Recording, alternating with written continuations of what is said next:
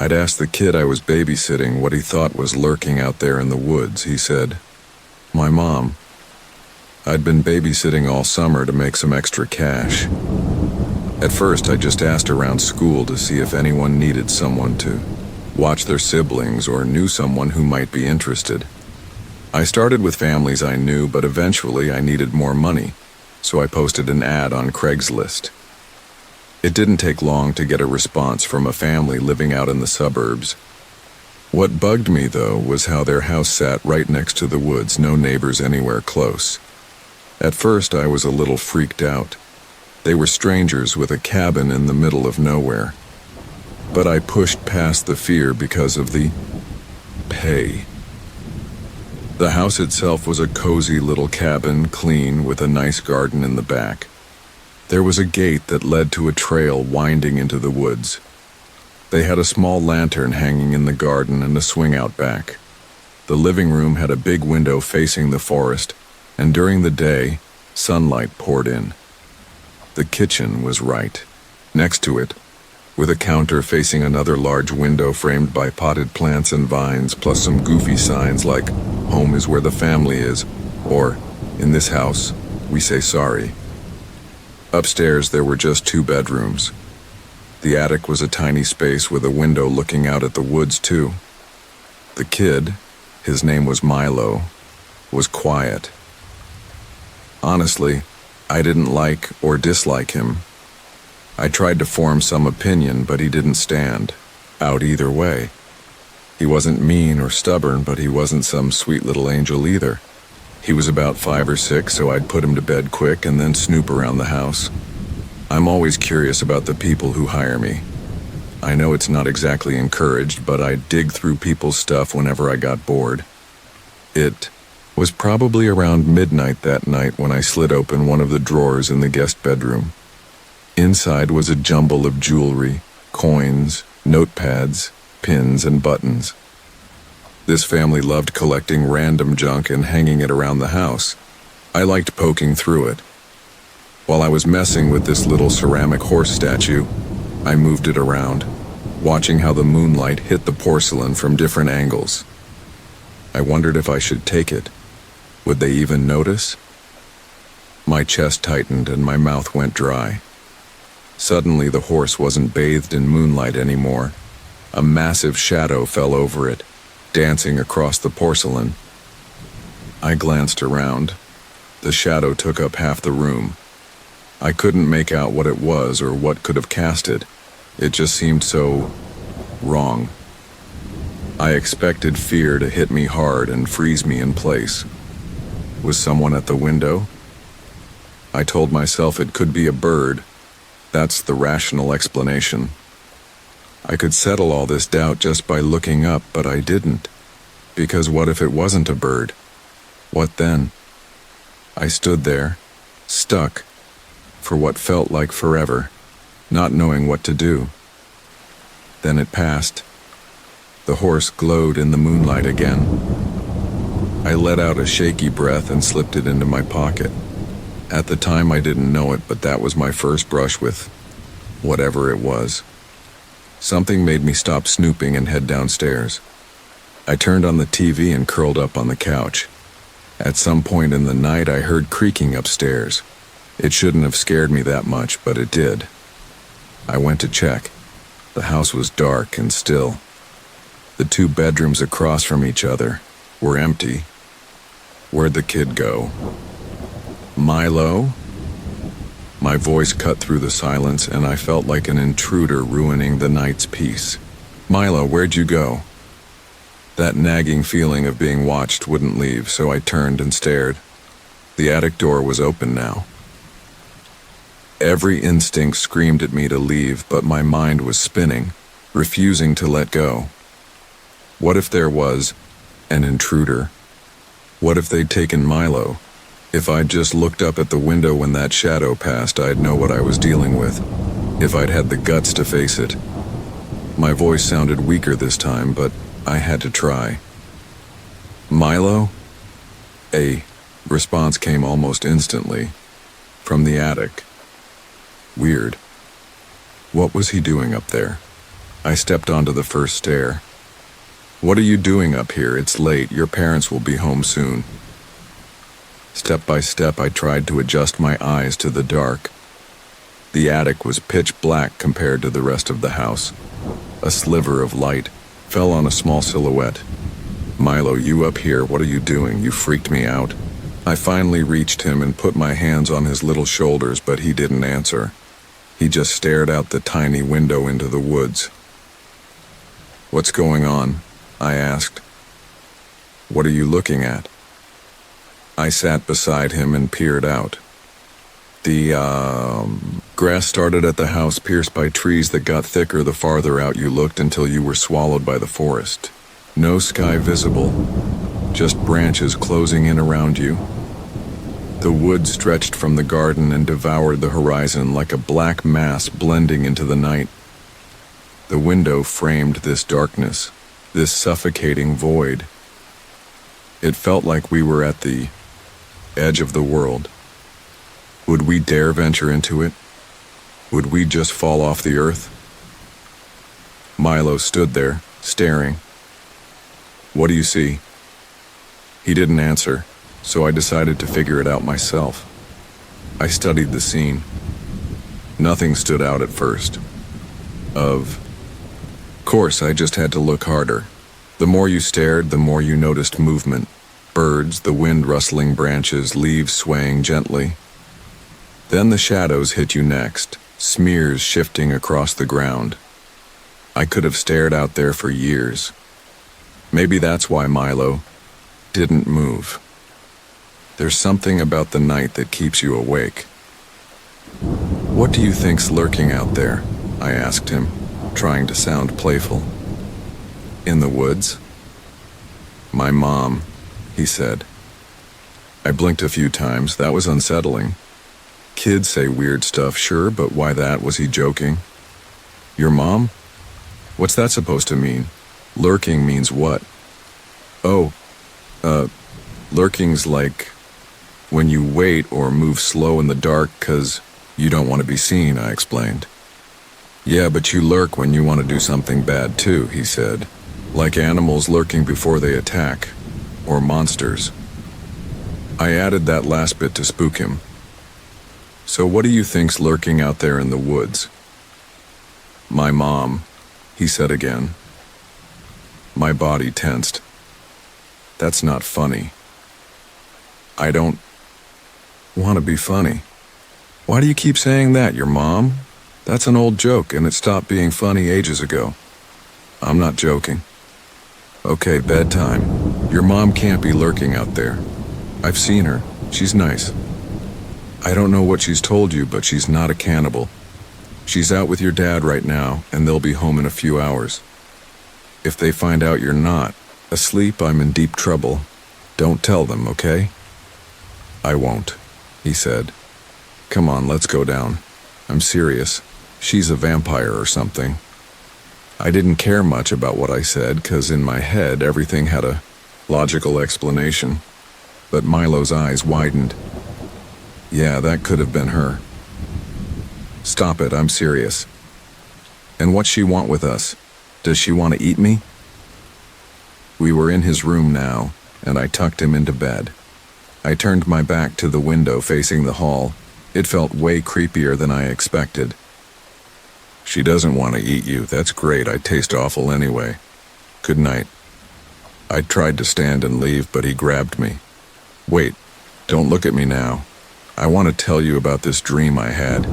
It woke me up, but you gotta listen, okay?" I hate when people tell me their dreams, but I sat there facing Milo back to the window. Not 'cause his story was gripping, not 'cause I liked being there. When he kept me there, his eyes kept flicking to the window. I saw the shadow pass over his face. He insisted I look at him, but really, he didn't want me to turn around. So I listened until he cut his story short as moonlight hit his face. Again. "Thanks, that was interesting." "No problem, good night." I spent the next hour in the spare room, fiddling with that little porcelain horse. This kid was braver than I thought. In the silence, I tried to pick out strange sounds, but couldn't. The house settled into sleep, and the night grew calm. His parents came home shortly after. I slipped the horse into my pocket and went downstairs to greet them. Was Milo good, Kale? The best. Don't worry. I studied them both. Clothes, gestures, behavior, faces. You okay? His dad asked, half joking. Hope so, I said. They offered to drive me home, but I insisted on my bike. I shut the door but didn't leave. Instead, I went to the backyard. I just wanted to see if something was climbing the fence. I got up on the porch roof next to the bedroom window, hoping to spot some sign of anything. The window was scratched up, but nothing showed what had been there. I stood there a while. I don't know why. His parents went to bed, and Milo was probably asleep in his room. I studied the garden from that angle, then the woods, quiet as a mouse, then the parents' room. I don't remember how I got home. I don't even think I took my bike. I just ran like crazy till my legs bled. I didn't scream, didn't look around, didn't stop, just ran till I got home and banged on the door. My mom answered, annoyed, and I bolted past her to my room, buried myself in blankets, and started typing this. Because while I was looking at Milo's parents, something caught my eye in the hall. I thought it was a coat rack, until it moved. It had been standing there still, so still I hadn't noticed till it slipped out of sight, then reappeared. This bony figure shuffled into the bedroom and stood by Milo's sleeping mom. It looked like a starved human, eyes wide, arms so long they dragged behind it as it stepped out. It just stood there, staring. Then it raised a skeletal finger and started counting. I froze, watching this horror show burn into my brain. It kept counting, counting, counting. I was too scared to move. I'd have watched forever till something snapped me out of it and made me run.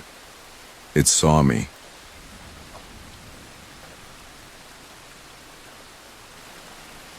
My wife, Nora, started peeking at me from corners and behind furniture. We'd been together 6 years, married for 11 months. Our whole history was normal.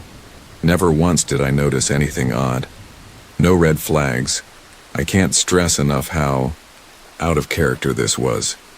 Nora's kind, smart, thoughtful, always the midday kids type.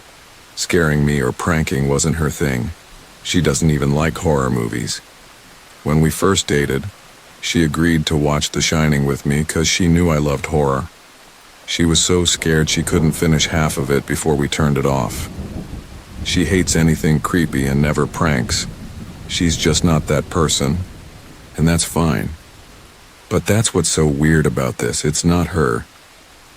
She's never had mental health issues, and as far as I know, it doesn't run in her family.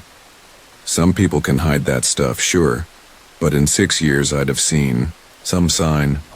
2 months ago, I was in the kitchen making coffee before work. I was running late and knew I wouldn't hit Dunkin' Donuts like usual. I took a sip, rushing down the hall to the front door, when I caught Nora peeking at me from around the corner. Just her eyes and a strand of long black hair hanging past the wall, her body hidden. I nearly spilled my coffee, burned my lip. "Goddamn, Nora," I said, wiping drops off my pants. "You scared the hell out of me." She vanished like a kid caught red-handed. I heard her scamper to the living room. When I got to the door, she was gone from sight. It was weird, totally unlike her, like I said, but I found it kind of funny too. She was being playful, less serious. I yelled that I loved her and called her a weirdo as I shut the door. I heard her giggle. Her behavior was odd, but not enough to call a priest over. I forgot about it by lunch. When I got home, she was back to normal. I didn't bring it up, and neither did she. Life went on. 3 days later, around 2 a.m., I woke up to get water. I was at the kitchen island, holding the orange juice pitcher, when I got this strong feeling I was being watched. For some reason, I looked down at the floor and saw Nora's grinning face staring back. She was peeking from the other side of the island, eyes wide and unblinking, smiling like a Cheshire cat. I yelled, "Admit it," not out of anger, but fear. Something about it terrified me. When she heard me shout, Nora bolted out of sight, hands and feet slapping the tile as she scurried out of the kitchen on all fours. I didn't chase her or yell after her. I just stood there, frozen in shock, wondering what made her do that. It took me longer than I'd like to admit to go back upstairs, but I did. When I got to our bedroom, Nora was lying on her side, asleep, or pretending to be. I stood there a while, watching her breathing to make sure she was out. I half expected her to leap out at me when I got in bed, but she didn't. I climbed in and she didn't twitch. Her breathing was soft and deep. I started wondering if I'd dreamed the whole thing. Next morning, I waited for her to come down for coffee. After handing her a mug and kissing her cheek, I decided to ask, "What was last night about?" I kept my tone light, not wanting to upset or embarrass her. She frowned at her coffee, shook her head like she didn't know what I meant. "You were peeking at me from over there," I said, pointing to the spot by the island. She followed my gaze, then looked back and burst out laughing, so hard I couldn't help but join in. "You scare me sometimes, you know," I said. She giggled, set her mug down, and wrapped her arms around my neck. "I always scare you, so I guess we're even," she teased. We said goodbye and left for work. Driving, I kept thinking how creepy it was. Her grinning at me from behind the island, the sound her hands made as she crawled away. I told myself she was just being silly, trying to play along with my love for horror. I wasn't scared of her, but it still felt off. Then I started seeing her peek at me more, sometimes from behind the couch or the living room curtains. Once she even squeezed into my grandma's old chest at the foot of our bed. I wouldn't have known she was there if the rusty hinges hadn't given her away. She'd propped the lid up just enough for half her face to poke out, grinning like an excited toddler. It was freaky. I didn't even know what to say, just stared. When I found my voice, I asked why she was doing this. She didn't answer, just slowly closed the lid, locking herself inside. I walked away, confused. I didn't get why she was doing it, but it clearly made her happy. I just hoped she'd get bored soon. Nora didn't peek at me for the next 2 weeks. I started thinking she'd dropped her weird pranks, and I was relieved. One night, we were watching Netflix, and I joked that I hadn't seen her spying on me lately. She must have given up her little espionage game. She looked up with a small smile and said, "Maybe you're just getting better at not noticing." I didn't say anything, but I wondered if she was kidding. Over the next few days, I couldn't stop thinking about it. Was she still peeking when I wasn't looking and I just didn't catch her?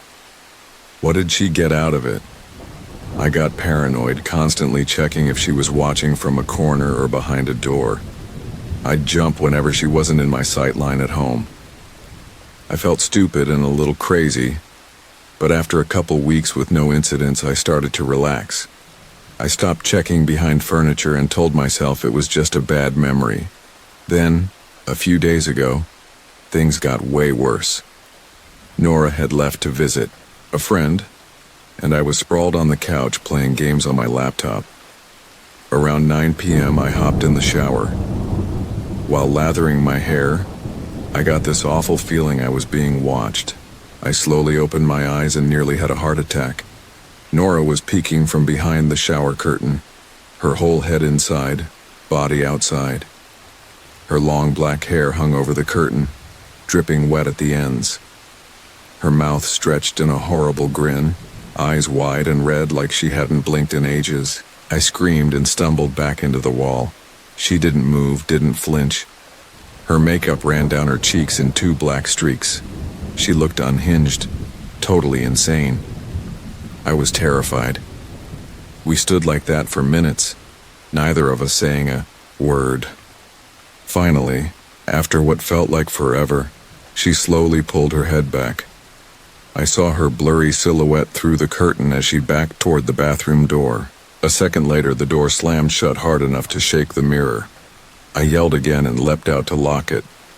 I stayed in there over an hour. Maybe I overreacted to some of you, but joke or not, I couldn't take this crazy crap anymore. That's what I told myself, pacing the bathroom, stopping to listen at the door every few minutes. Suddenly, I heard a muffled sound. I pressed my ear to the door, straining to hear anything. I couldn't make it out, but I pictured Nora standing on the other side, giggling at her prank. Anger surged through me. I was furious at being scared.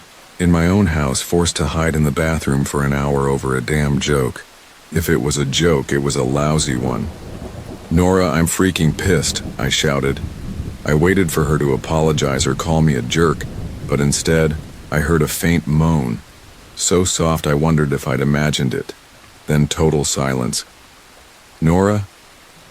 I called, my voice trembling despite myself. No response, just my own ragged breathing.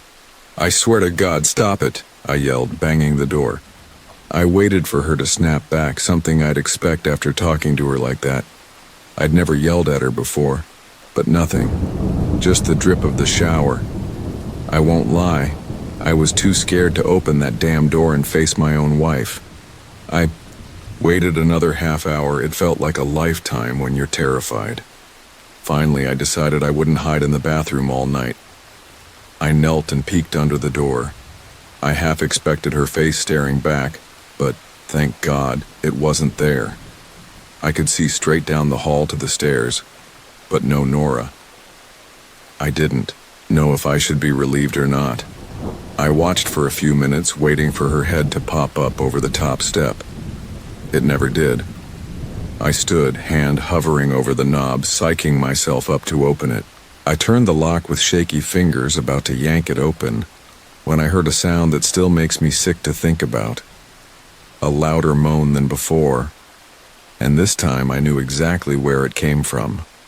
I turned my head toward the nearest door in slow motion and locked eyes with Nora, peeking through the tiny gap. Her eyes were still wide, her mouth stretched in the most grotesque grin I'd ever seen. I didn't even scream. I was too scared to. Her hand clutched her chest, her body trembling with pure glee, like she could barely contain her excitement.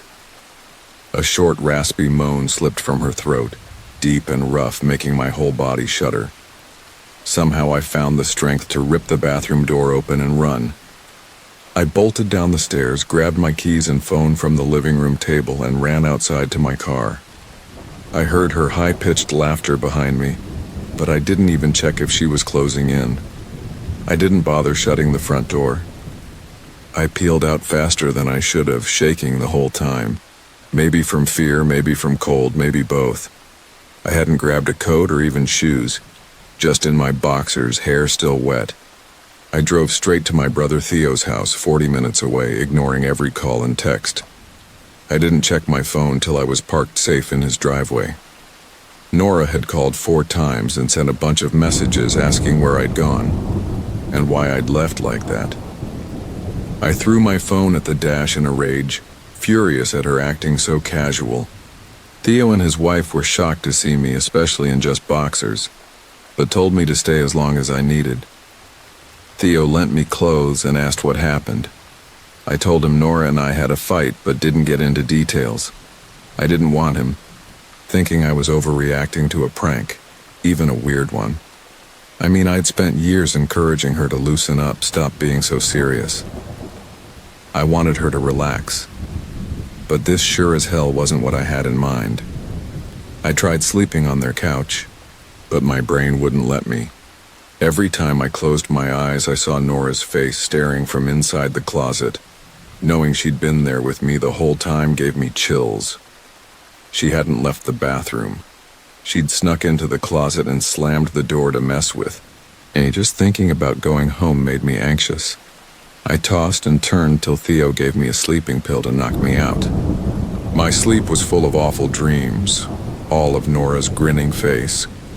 I woke up as the sun rose, body aching from the couch, feeling drained.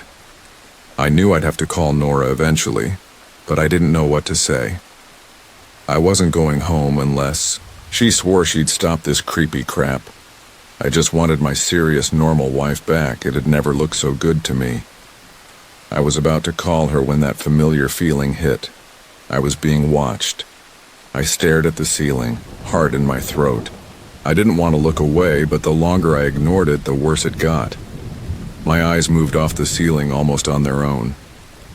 Her face was pressed against the window by the couch, looking down at me with that same gaping grin, drool streaking, the glass in 2 long trails. I didn't know how long she'd been there, but something told me it had been a while. Maybe all night. I didn't scream, though I was scared. Anger overpowered it then. I jumped off the couch and slammed my palms against the glass. "Nora, are you insane? What's wrong with you? Go home!" I yelled. "Now!" She didn't budge, and her awful expression never changed. If anything, her grin widened, like she'd never been happier. I heard Theo and his wife moving upstairs, like Nora could hear them too from outside. Her head twitched toward them, and she slowly closed her mouth. Theo called my name from upstairs, clearly worried. I turned to see him and his wife, Lila, rushing down. When I looked back at the window, Nora was gone. The only sign she'd been there was the drool still dripping down the glass. I tried explaining to Theo and Lila about waking up to Nora staring through the window. They were skeptical. Who wouldn't be?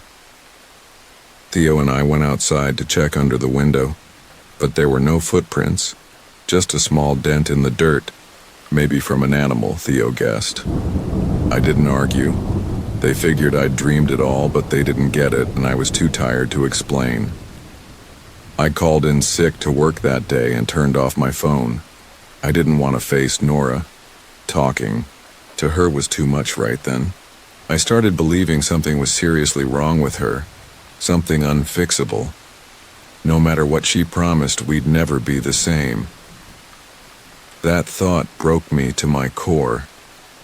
I cried most of the morning till noon, then figured I was ready to face her, give her one last chance to explain. I owed her that after 6 years, I told myself. I turned on my phone. Dozens of texts from her, all from a worried wife, it seemed. "Can we talk? I love you. Please call me. I'm so worried. Just come home." Over and over, telling me she loved me, she wanted me home, how scared she was. Not one damn word addressing the insane crap she'd put me through, like she hadn't acted like a Stephen King character. Even her texts were off. She usually sent novels just to ask me to grab bread. You'd think she'd have more to say after her antics. I know it might seem childish to some of you miles away from this mess, but if you'd seen how Nora looked at me, scrambling on all fours like a wild animal, grinning from inside the chest like a lunatic, you'd get why I reacted this way. I stayed with Theo and Lila another night. I didn't wake up till late afternoon, and thankfully I didn't see Nora's face at the window. I don't want to pry, it's not my business, but can this fight be fixed? Lila asked.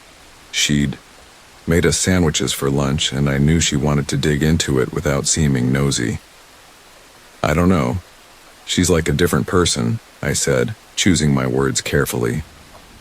I wasn't ready for her or Theo to know the full extent of the madness I'd dealt with.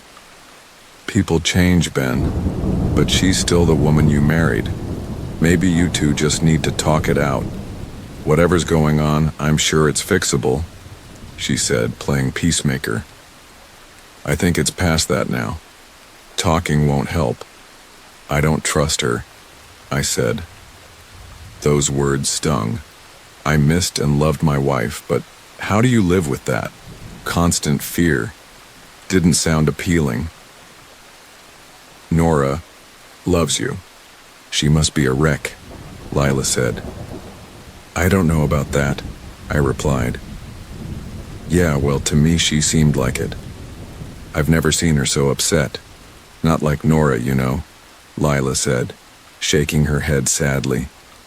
It took a minute for her words to sink in. When they did, dread crawled over my skin. Wait, what do you mean? You saw her? You've seen Nora? I asked, my mouth suddenly dry. Lila nodded casually, like it wasn't nightmare fuel. Maybe not to her. She stopped by this morning right after Theo left for work, she said, clearing plates from the table. I didn't see her car, though. Maybe she took an Uber or something. Lila, what did she say? What did she do? Did she come inside? I asked, sweat beading on my forehead. I started scanning corners like a predator was lurking behind them. No, she just asked if you were awake. I said no. I asked if she wanted me to wake you, but she said not to. Just let you sleep, Lila said, washing dishes. That's it. She didn't say anything else? Nope. She looked rough, though, like she hadn't slept in days. I really think you should call her. I got up from the table, thanked Lila for lunch, and felt a bit better knowing Nora hadn't come. Inside, at least, I needed to double-check the locks. I sat a while trying to figure out my next move. I didn't want to go home, but I felt I owed Nora a chance to get help if I could. I'd vowed to love and honor her in sickness and health. She was clearly sick. If I truly believed that, I had to try to get her help. But I didn't even know where to start. I didn't want to call the cops. What would I say? What would I? That my wife's peeking at me? That she's just being creepy? They'd probably say I was overreacting. It wasn't just a prank, though. It felt wrong, dangerous, like something sinister hid behind her smile. As her husband, I knew I could have her committed, but what if she acted normal in front of them? She'd fooled Lila into thinking she was just a worried wife. Unless doctors saw her as a danger to herself or others, they'd have no choice but to release her after 72 hours. I felt lost and overwhelmed, so I did what any husband in my spot would. I called her mom. Nora's mom, Vivian, and I never got along great. We didn't fight or anything. She's just not warm or approachable. She barely smiles, and when she does, it's this thin-lipped thing that leaves her eyes empty. She gives off this vibe, like she's always on the offensive. I'd only met her twice, both short visits. I got the sense she didn't approve of me for her daughter. Nora always rushed us out quick because she didn't want me uncomfortable, which I appreciated. Being around her mom felt unbearable, like walking on glass. I was glad we'd moved 3 states away so we didn't see her often. I was happy avoiding that woman, but I needed her help. I really didn't want to talk to her, but I had to, for someone who knew Nora better than me. I gritted my teeth and did what I had to. Yeah? She answered, sounding irritated. Vivian, it's me, Ben. Got a minute to talk? I could hear her tongue click in annoyance. I'm writing some checks, but if you insist, I suppose I can spare a moment. What's this about, Benjamin? She said flatly. It's about Nora. She's been acting strange, and I wondered if you knew anything. I got cut off fast. It's hard to follow your rambling, Benjamin. What's this? What do you want from me? She asked. I could almost see her standing, there in her thin sweater and slacks, tapping her nails on the table impatiently. I want to know if you've ever noticed any odd behavior, or maybe mental health issues, I said. There was a long, awkward pause. I couldn't tell if she was thinking or what. Finally, after a few seconds, she spoke. I'm not sure if this is one of your jokes, Benjamin, but if it is, I don't find it funny. Now I've got business to handle. Like I said, So if you don't mind, Vivian, it's not a joke. I'm seriously worried about Nora's mental health. Her behavior's been erratic lately. I'm scared for her, and I'd think as her mom you would be too, I said, frustration bleeding into my voice. If you're that concerned, I suggest you get medical professionals involved. I don't know how this involves me, she snapped. I could tell she was seconds from hanging up, and for some reason, I was desperate not to let her. I had a gut feeling she knew more than she was letting on. Please, if not for me, for Nora, I tried. I heard a faint, shaky breath, like she was struggling to hold her steely front but failing. Benjamin, I don't know what to tell you. My only advice is to seek professional help. Don't call here again. Goodbye. I tried to call her back, but she'd hung up. I tried making sense of the call, her refusal to help even if she didn't like me. Why wouldn't she want to help her daughter? I couldn't wrap my head around it. I replayed the conversation, desperate to catch something I'd missed. After a while, I almost gave up, until I latched onto her last words. Seek professional help. She'd said it with a hint of urgency. Maybe I was grasping, but no. I was sure her tone shifted slightly, like those words mattered. What did she mean? I assumed she meant doctors, but maybe she was hinting at someone else. Someone she didn't feel safe naming outright. Or maybe I was just desperate. I waited for Theo to get home. After a long, exhausting talk with him and Lila, I convinced them Nora really needed mental help. I didn't tell them everything. I wasn't ready. But I shared our last encounter, her hiding in the bathroom, peeking from the closet. They were shocked, but thankfully believed me. They just wanted to help her too. They didn't think it was that serious. Odd, maybe. Not dangerous.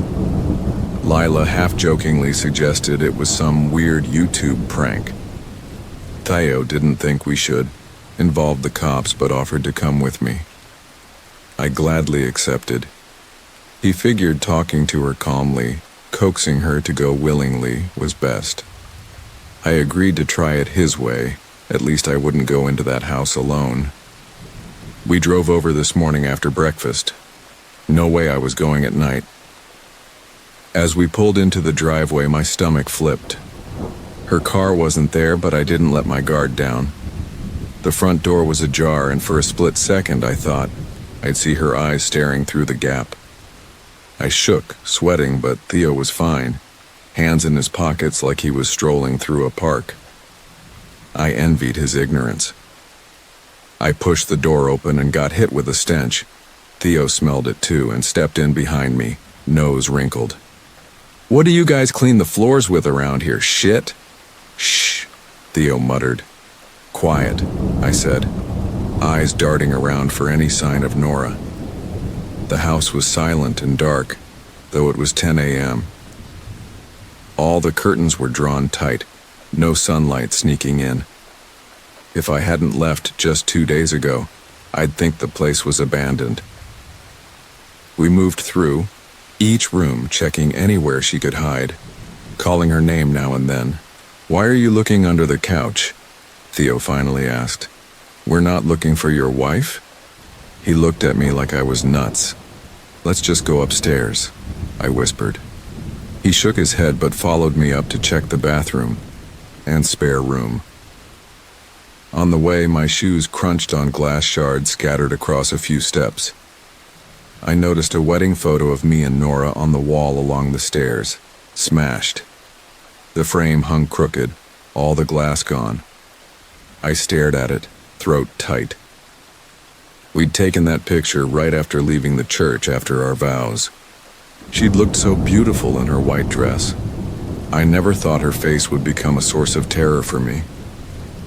We climbed the rest of the stairs and checked the spare room, untouched. I hesitated at the bathroom, that night's fear crashing. Theo noticed and offered to go in himself, but I couldn't let him, so we went together, checked the closet, the shower, It looked like no one had touched it since I left. "I don't think she's here, Ben. Why don't you pack some clothes and we'll try again tomorrow or something?" Theo said. I nodded and went to our bedroom, stuffing clothes into a duffel. When I checked our closet, I found the stench's source and gagged. Theo took one look and lost all color in his face. He stepped to the stairs to get away from the sight and smell. I stared in shock at what was inside.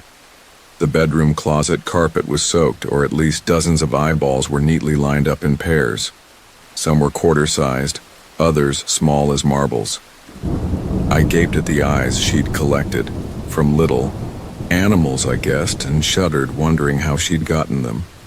Man, I thought I had it bad with Lila's shoe obsession, but your wife's out here collecting eyeballs, Theo said. I dry heaved. "I think we should go," he called from the hall.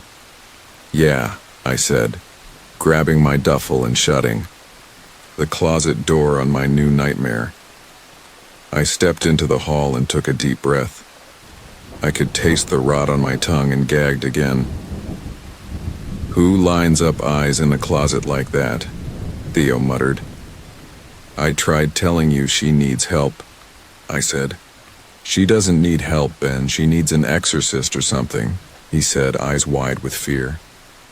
I didn't ask why. I could feel it too. Someone was watching me, and it wasn't the eyes in the closet. I turned, scanning the bedroom slowly. "Theo," I whispered when I finally saw what we'd missed. Under the bed, curled up, staring at us with a kid's Christmas morning excitement, was my wife. Her hands clasped under her chin, trembling with eagerness. Now she knew she'd be found. I could hear the little noises she was making, hiccups in her throat, like the thrill was too much. It was terrifying, to say the least. Those wide eyes, that beaming grin. Everything in me said run, but I held it together. This was my wife. Twisted as she was still the woman I'd married.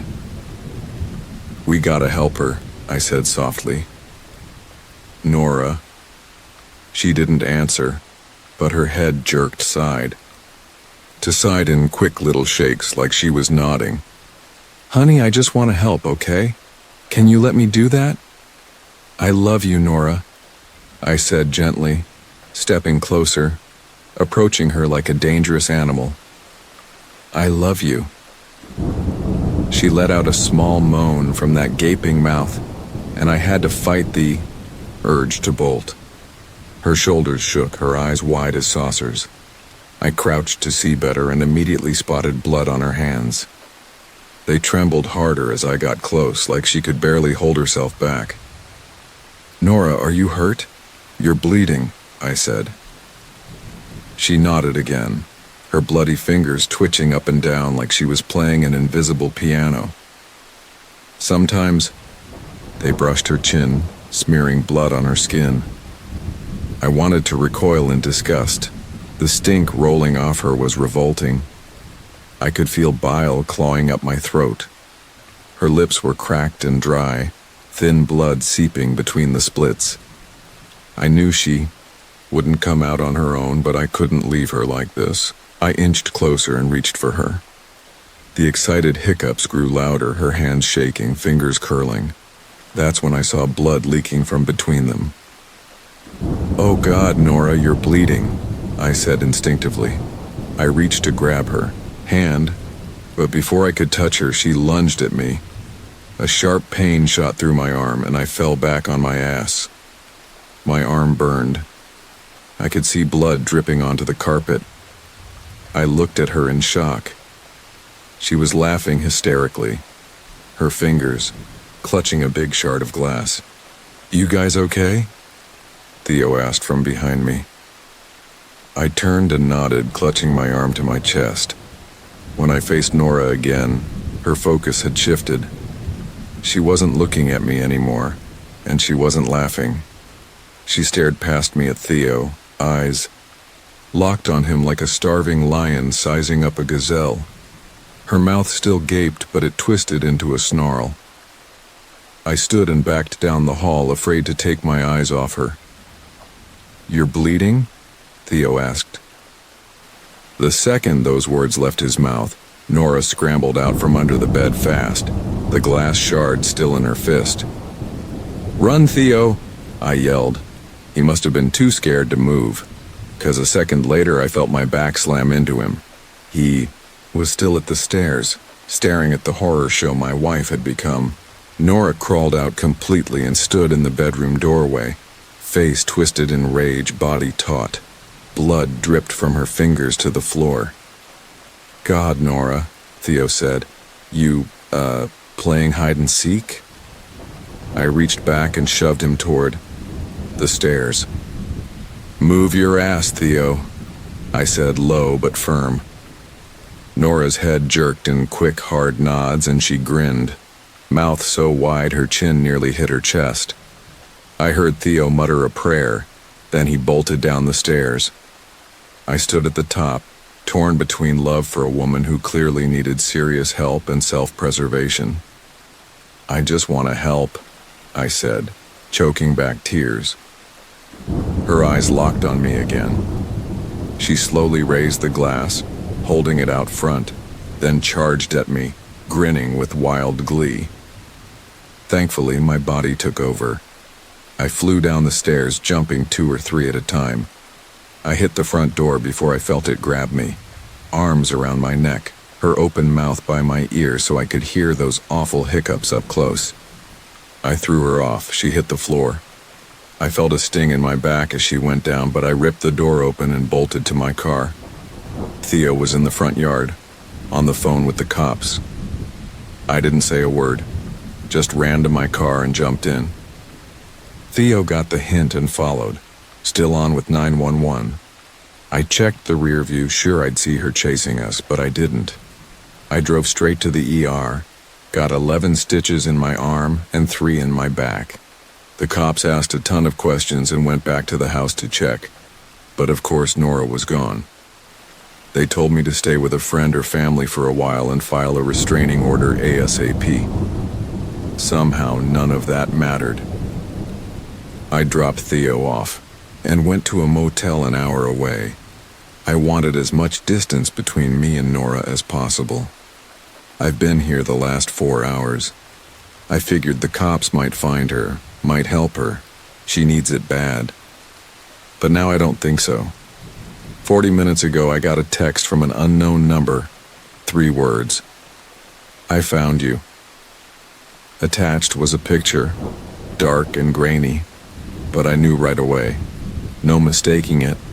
Nora's eyes. I started typing this right after. I don't know what to do. I'm alone, scared, and I can't shake the feeling I'm still being watched.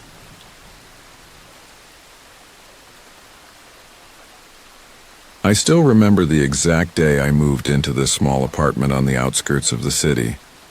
At first, everything seemed normal, quiet, clean, and the rent was quite reasonable. But after just a few weeks, I realized that something wasn't right. At first, it was only faint noises coming from the neighboring apartment. Soft footsteps at night, muffled whispers as if someone was talking.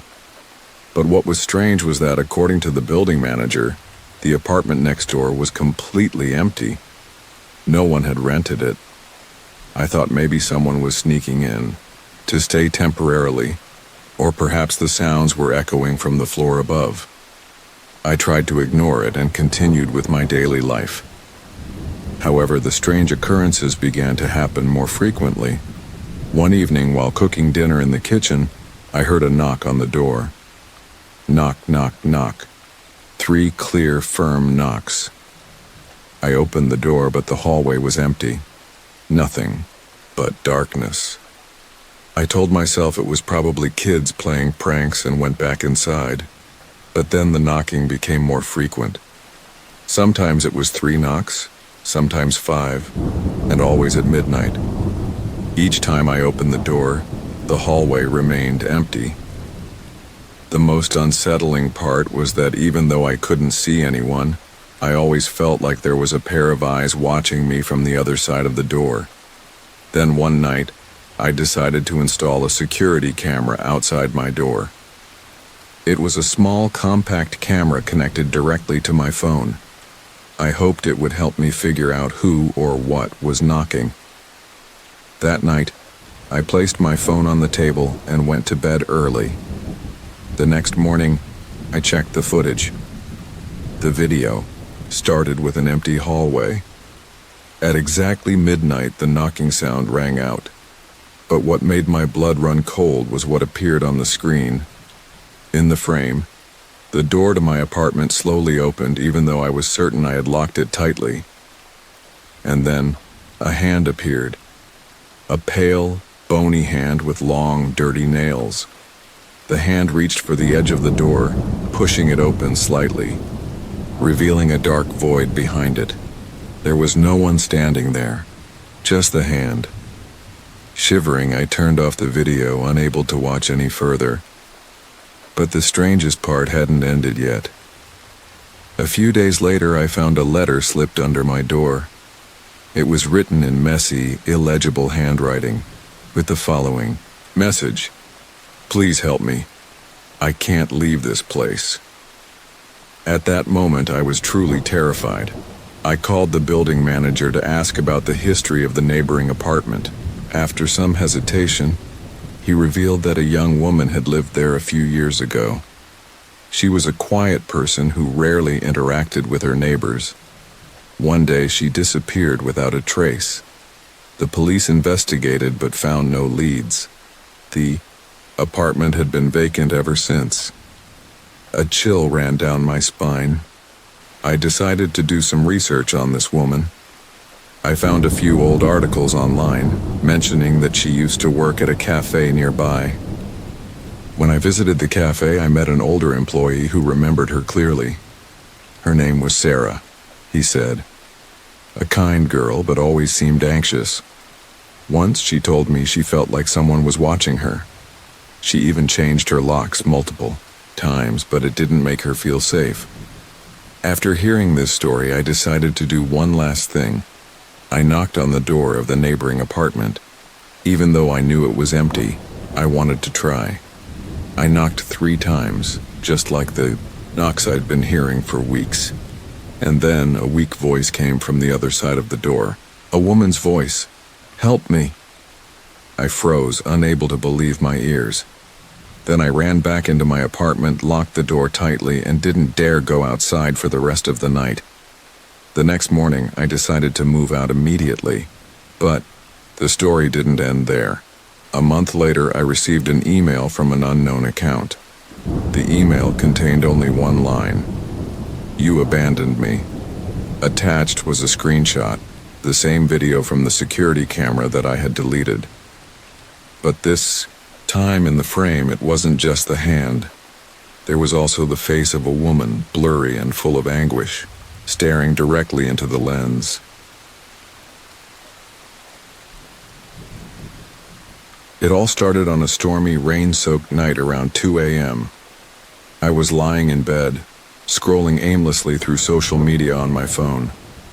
I had just broken up with my girlfriend a few weeks earlier, and life felt emptier than ever. But then, my phone rang. I picked it up and saw a familiar number, my ex-girlfriend Emily's. I frowned because we hadn't spoken since the breakup. Maybe she's drunk and dialed me by mistake, I thought. But I answered anyway. "Hello?" I said, my voice groggy. There was silence on the other end, just faint breathing, like someone trying to hold back their emotions. After what felt like forever, a weak voice finally spoke. "Alex, I need your help." It was definitely Emily's voice, but it sounded wrong. It was shaky, frail, and carried an eerie quality, as if it didn't belong to this world. "Emily? What's wrong? What happened?" I asked, suddenly worried. I'm trapped. Can you come save me?" she whispered, her tone desperate. I quickly asked for her location, but she only said she was in a wooden cabin near the forest where we used to go camping together. Then she hung up. Even though driving out into the middle of nowhere in the Dead of night seemed like a terrible idea. I couldn't ignore her plea. I grabbed my jacket, got in my car, and headed toward the forest. By the time I arrived, the rain was pouring harder, making visibility nearly impossible. I had to use my phone's flashlight to find my way. Eventually, I stumbled upon a small wooden cabin deep in the woods. The windows were pitch black, no lights inside. I knocked on the door, but there was no response. When I tried the handle, it wasn't locked. Inside, the air was cold and damp. There were no signs of life except for a faint smell, a scent I recognized immediately. It was Emily's favorite perfume. I called out, "Emily, where are you?" No answer. I stepped into the living room, where I noticed a small table with an open notebook. On the page, written in what looked like blood, were the words, "Don't believe what I say." My heart raced. Something wasn't right. Before I could think more about it, I heard footsteps coming from upstairs. They were soft, as if someone was deliberately trying not to make noise. "Emily?" I called, my voice trembling. I climbed the stairs one creaky step at a time. Each step echoed loudly as though the floor might collapse under me. When I reached the second floor, I saw a door slightly ajar, dim light spilling out from within. I pushed the door open. Inside, Emily stood with her back to me. She wore the white dress I'd given her for her birthday last year. Her long hair cascaded down, hiding her face. "Emily," I said, my voice choked. "I'm here." But when she turned around, my entire body froze. Her face was grotesquely distorted, her skin wrinkled and decayed like a corpse's, and her eyes were solid, black without any whites. She smiled, a twisted, horrifying grin. "Thank you for coming," she whispered, "but you're too late." Before I could react, everything around me began to warp. The room grew pitch black, and I felt myself falling into an endless void. When I woke up, I was in a hospital bed. The police explained that they found me unconscious in the woods near the cabin. The strange thing was, the cabin had been abandoned for years, and no one lived there. Even worse, they confirmed that Emily had died in a car accident 3 months ago, the very reason I broke up with her in the first place. But the story doesn't end there. A few days later, I received a photo on my phone. It showed me standing next to Emily inside the cabin. The picture looked like it was taken that night. But the most terrifying part, I have no memory of taking it. Since then, I've constantly felt like someone is watching me.